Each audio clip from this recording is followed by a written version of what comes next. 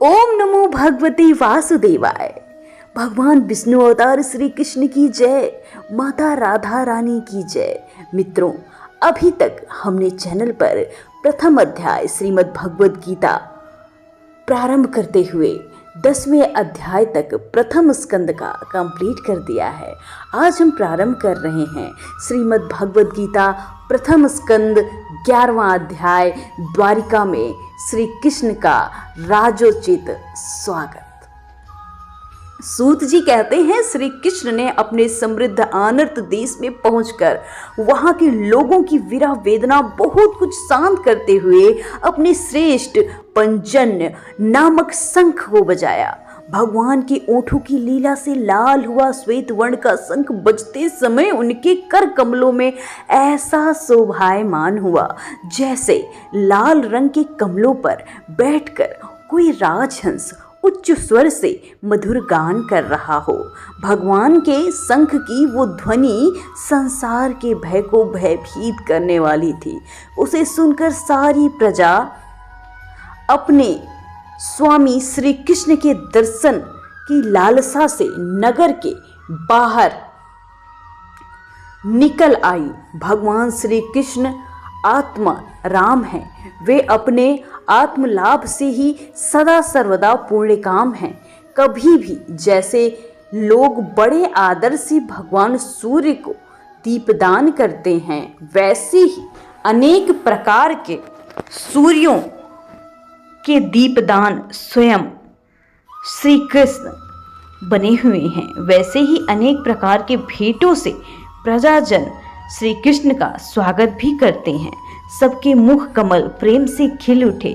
वे हर्ष गदगद वाणी से सबके सुहृद और संरक्षक भगवान श्री कृष्ण की ठीक वैसे ही स्तुति करने लगे जैसे बालक अपने पिता से अपनी तोतली बोली में बातें करते हैं। स्वामी, हम आपके उन चरण कमलों को सदा सर्वदा प्रणाम करते हैं जिनकी वंदना ब्रह्मा, शंकर और इंद्र तक करते हैं, जो इस संसार में परम कल्याण चाहने वालों के लिए सर्वोत्तम आश्रय हैं, जिनकी शरण ले लेने पर परम समर्थ काल भी एक बाल तक बांका नहीं कर सकता। विश्वभावन आप ही हमारे माता, सुहृद, स्वामी और पिता हैं। आप ही हमारे सद्गुरु और परम आराध्य देव हैं। आपके चरणों की सेवा से हम कृतार्थ हो रहे हैं। आप ही हमारा कल्याण करें। आहा, हम आपके पूरे रूप को पाकर सनाथ हो गए हैं, क्योंकि आपके सर्व सौंदर्य सार अनुपम रूप का हम दर्शन करते रहते हैं। कितना सुंदर मुख है, प्रेम पूर्वक मुस्कान से स्तग्न चितवन। ये दर्शन तो देवताओं के लिए भी दुर्लभ है। कमल नयन श्री कृष्ण, जब आपने अपने बंधु बांधव से मिलने के लिए हस्तिनापुर अथवा मथुरा चले जाते हैं, तब आपके बिना हमारा एक एक क्षण कोटि कोटि वर्षों के समान लंबा हो जाता है। आपके बिना हमारी दशा वैसे हो जाती है जैसे सूर्य के बिना आंखों की। भक्त वत्सल भगवान श्री कृष्ण प्रजा के मुख से ऐसे वचन सुनते हुए अपनी कृपामयी दृष्टि से उन पर अनुग्रह की वृष्टि करते हुए द्वारिका में प्रविष्ट हुए।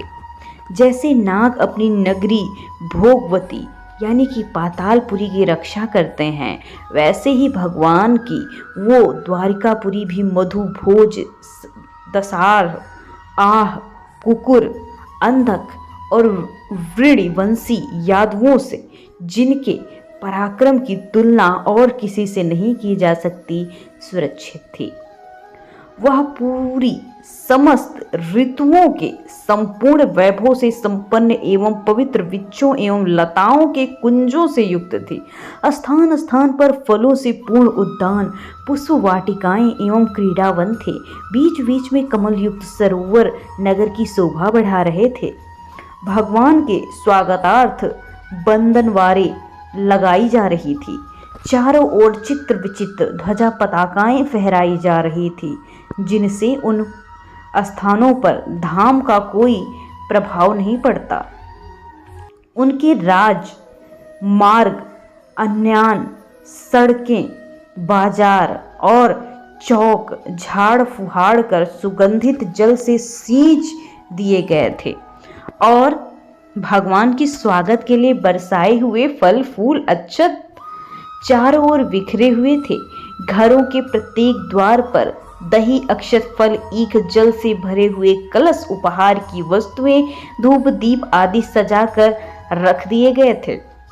उदार शिरोमणि वासुदेव, अक्रूर, उग्रसेन, अद्भुत पराक्रमी बलराम, प्रद्युम्न, चारु, देशन और जामवती नंदन साम ने ये सब सुना कि हमारे प्रियतम श्री कृष्ण आ रहे हैं, तब उनके मन में इतना आनंद उमड़ा कि उन लोगों ने अपने सभी आवश्यक कार्य, सोना, बैठना, भोजन करना आदि तक छोड़ दिया।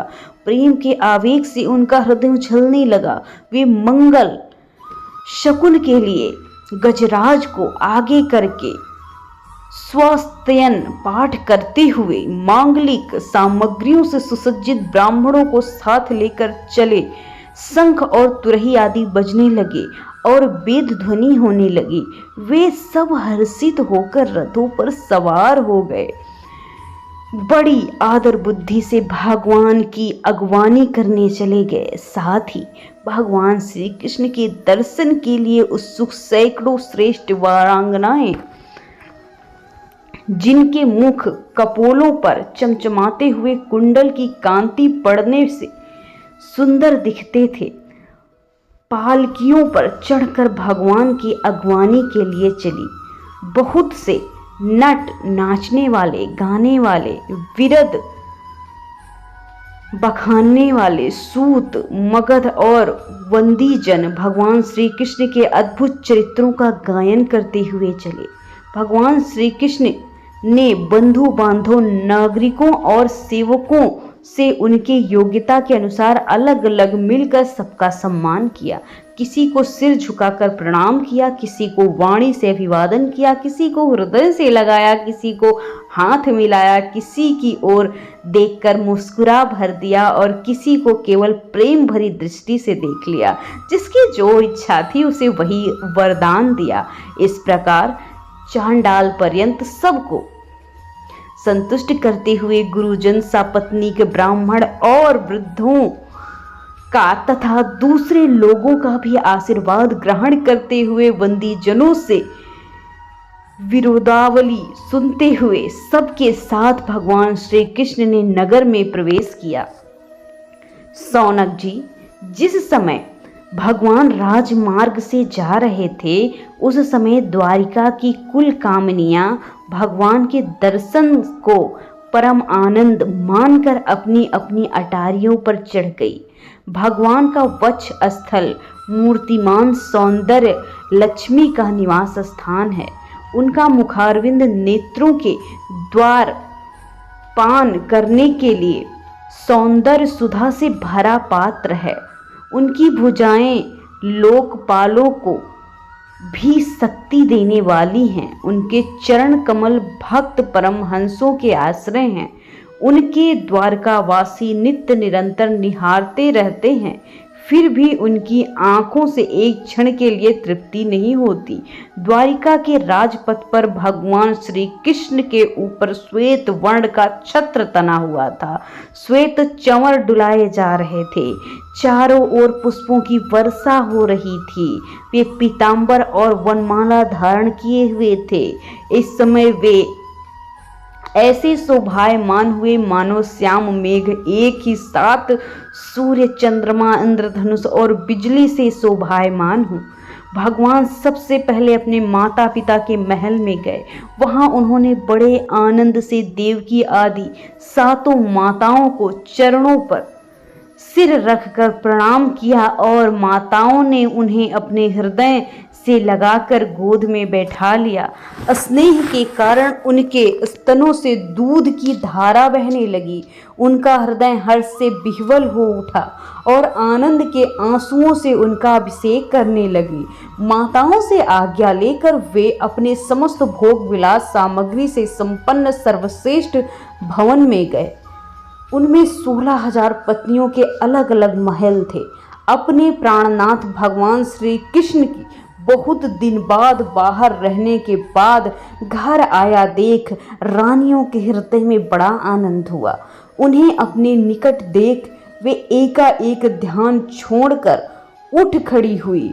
उन्होंने केवल आसन को ही नहीं बल्कि उन नियमों का भी त्याग कर दिया जिन्हें उन्होंने पति के प्रवासी होने पर ग्रहण किया था।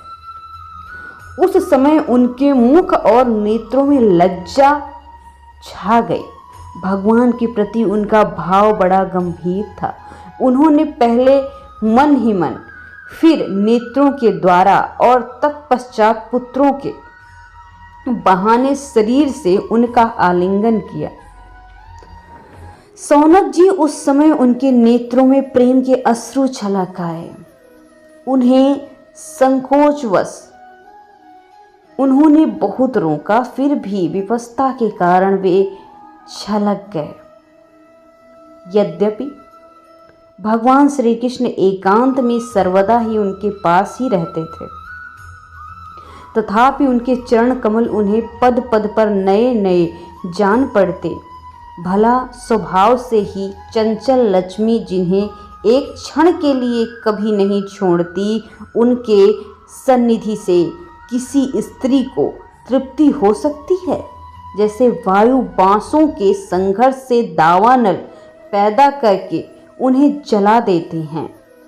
दावानल मतलब कि जंगल में लगी हुई आग। वैसे ही पृथ्वी के भारभूत और शक्तिशाली राजाओं में परस्पर फूट डालकर बिना